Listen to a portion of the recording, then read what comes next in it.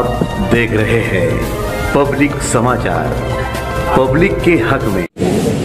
और देखिए, मालेगांव महात्मा गांधी विद्या मंदिर, ये जो एक मालेगांव की बहुत बड़ी संस्था है, मालेगांव की नहीं, नासिक जिले की एक बहुत बड़ी संस्था है। ये संस्था के मार्फत बहुत सारे एजुकेशनल इदारे चलते हैं पूरे नासिक जिले में।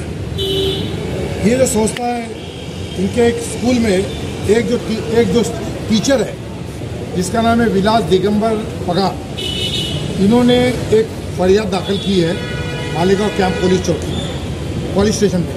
उस बुनियाद पे प्रशांत हीरे, वेंकटराव हीरे, अद्वय प्रशांत हीरे, अपूर्व प्रशांत हीरे, ये तीनों के खिलाफ मालेगांव कैंप पुलिस स्टेशन में गुना दाखिल हुआ। वो जो गुना दाखिल हुआ है, उस बेस पे ये तीनों आरोपी ने मालेगांव के सेशन कोर्ट में अटकपूर्व जामीन का अर्जी दाखिल किया था, जिसकी कि 2 दिन पहले जो डिस्ट्रिक्ट जज, सेशन जज है यहाँ के मालेगांव के, पाटिल साहब, उनके सामने सुनवाई हुई और वो तीनों का अटकपूर्व जामीन कोर्ट ने नामंजूर कर दिया। इस केस की हकीकत जो है तो मैं आपको मुख्तसर में बताना चाहता हूँ कि जो विलास पगार है, इन्होंने ऐसी फिरियाद दी है कि उन्होंने वेंकटेश कोऑपरेटिव बैंक, जिसके डायरेक्टर ये तीनों लोग हैं, ये विलास पगार ने 7 लाख रुपया वेंकटेश कोऑपरेटिव बैंक से लोन लिया था और वो लोन का हफ्ता वो बराबर फेड रहा था।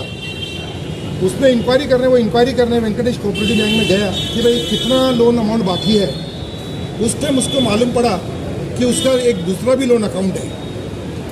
उसने जब उसकी तहकीकात की तो उसको मालूम पड़ा कि भाई उसकी बोगस दस्तखत करके एक 14 लाख का बोगस लोन अकाउंट तैयार किया गया था और वो लोन के लिए कोई भी प्रॉपर्टी मॉर्गेज की गई नहीं थी।